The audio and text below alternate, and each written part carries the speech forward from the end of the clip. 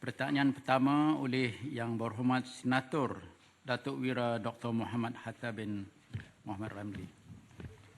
Terima kasih Tan Sri Yang Dipertua, moga Dewan kita direstu.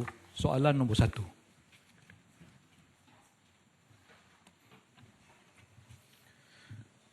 kasih Tan Sri Yang Dipertua. Untuk makluman Tan Sri Yang Dipertua dan ahli yang berhormat, Kementerian Pembangunan Kerajaan Tempatan KPKT sedang memuktamadkan hala tuju baharu bagi pengurusan sisa peperjalanan negara dengan visi yang lebih jelas untuk mempercepat peralihan daripada ekonomi linear kepada ekonomi kitaran sebagaimana yang telah kita gariskan dalam RMK ke-12. Pelaksanaan inisiatif ekonomi kitaran ini berupaya meningkatkan nilai keseluruhan rantaian pengurusan sisa pepejal termasuk sisa makanan yang akan mengurangkan penghantaran sisa ke tapak pelupusan. Bagi memastikan pengurusan sisa makanan dilaksanakan dengan lancar dan sistematik dalam tempoh ini, pelbagai inisiatif yang komprehensif telah dirancang dan sedang dilaksanakan secara menyeluruh dengan melibatkan pelbagai pemegang taruh dari sektor awam dan swasta, pemain industri dan pertubuhan bukan kerajaan NGO. Antara inisiatif-inisiatif yang sedang giat dilaksanakan oleh KPKT bagi memantapkan pengurusan sisa makanan adalah seperti berikut. Pertama, membangunkan pelan pembangunan sisa makanan yang komprehensif. Pelan ini akan menggariskan strategi spesifik pengurusan sisa makanan di peringkat penjanaan sehingga pelupusan dengan memberikan penekanan khusus kepada peranan dan tanggungjawab pelbagai pihak berkepentingan termasuk pihak penjana. Kedua, menganggotai Regional Working Group yang dianjurkan oleh United Nations Environment Programme UNEP bermula tahun 2021 bagi membangunkan indeks sisa makanan atau dengan izin Food Waste Index FWI untuk premis kediaman, premis penyediaan makanan dan peruncitan. Ketiga, meneroka potensi pelaksanaan kaedah rawatan sisa di punca iaitu treatment at source dengan izin seperti anaerobic digester AD dan mesin kompos dengan menjalin kerjasama dengan pelbagai agensi kerajaan, swasta serta agensi antarabangsa seperti Kementerian Perdagangan Dalam Negeri dan Kos Sara Hidup, Japan International Cooperation Agency ataupun JICA, Syarikat Penyelidikan Tenaga Nasional Berhad dan World Wide Fund for Nature Malaysia iaitu WWF Malaysia. Penggunaan teknologi AD dan mesin kompos tersebut dipercayai mampu untuk merawat sisa makanan di punca terutamanya di sektor isi rumah. Melalui ekonomi kitaran, sisa makanan ini berupaya untuk menghasilkan biogas untuk penjanaan tenaga elektrik serta biofertilizer yang boleh dipasarkan sebagai sumber kepada industri pertanian. Dan terakhir sekali Tan Sri Yang Dipertua, yang keempat, melaksanakan aktiviti dan program untuk mendidik orang ramai serta mengadakan kempen kesedaran awam iaitu kempen hargai makanan elak pembaziran, Value Food No Waste bagi menangani isu pembaziran makanan.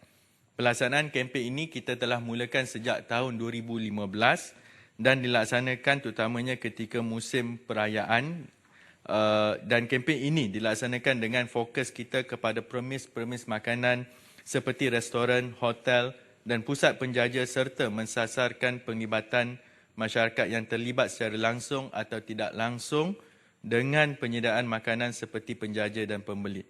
Dalam jangka masa panjang, adalah diharapkan agar semua inisiatif KPKT bagi melaksanakan kaedah pengurusan sisa makanan yang lebih teratur dan komprehensif dapat mengurangkan pembaziran makanan dan jumlah sisa makanan yang dilupuskan ke tapak pelupusan. Sekian, terima kasih Tan Sri Yang Dipertua. Sila, Yang Berhormat. Terima kasih Tan Sri Yang Dipertua. 4 solution tu bagus-bagus belaka. Namun yang ketiga itu agak berat, kempen menghargai makanan. Tiap-tiap tahun kita tambah kempen pun masih lagi banyak berluasa.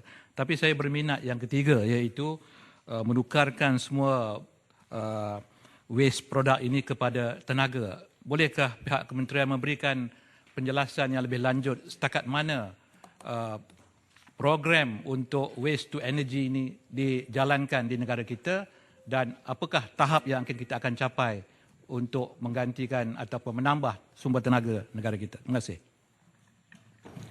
Terima kasih Tan Sri Yang Dipertua. Terima kasih kepada Yang Berhormat Senator. Bagi penjelasan bagaimana kita menghasilkan daripada sisa makanan tadi, itu lebih menjurus kepada penggunaan dua kaedah, iaitu satu mesin anaerobic digester ataupun yang kedua mesin kompos.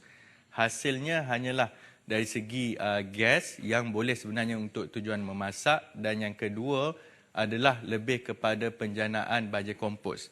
Sementara I think saya rasa Tan Sri Yang Dipertua, pertanyaan YB Senator tadi lebih meluas berkenaan waste to energy ataupun kaedah yang dipanggil menjana tenaga daripada hasil sisa pepejal ini. Buat ketika ini, untuk makluman Tan Sri Yang Dipertua dan juga YB Senator, ketika ini untuk dalam negara kita, kita memiliki satu WTE yang terletak di ladang Tanah Merah di Negeri Sembilan yang sedang beroperasi. Manakala untuk jangka ke hadapan, antara rancangan ataupun dasar yang kita hendak perkenalkan adalah supaya kita sasarkan setiap negeri itu mungkin memerlukan sekurang-kurangnya satu WTE untuk menukarkan daripada sisa pepejal kepada tenaga. Untuk tujuan tersebut, ini kerana kita yakini bahawa WTE ini mampu mengurangkan isi padu sisa pepejal sehingga 85%, kerana yang hasil daripada itu kita boleh menjana kepada penggunaan tenaga. Jadi untuk butiran yang lebih terperinci, perkara ini memang kita akan kongsikan dari semasa ke semasa, dan di Negeri Sembilan itulah sebagai satu contoh yang kita akan guna pakai, nak lihat sejauh mana dari segi efektifnya kita menggunakan sisa pepejal ni untuk menghasilkan tenaga. Terima kasih Tan Sri Yang Dipertua. Soalan tambahan? Sila, Datuk Dominic. Terima kasih Tan Sri Yang Dipertua.